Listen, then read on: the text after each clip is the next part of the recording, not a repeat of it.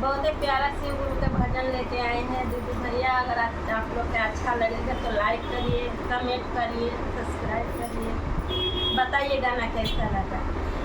बाबा दिहले सोनावा से हो रे हम तेजब से हो रे हम तेजब चरजवा कैसे तेजब हो शिव गुरु जी चरजवा कैसे तेजब हो शिव गुरु जी।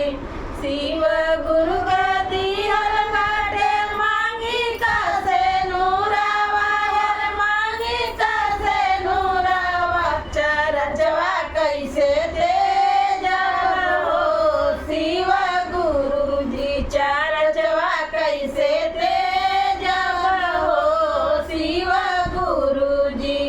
बाबा दिहले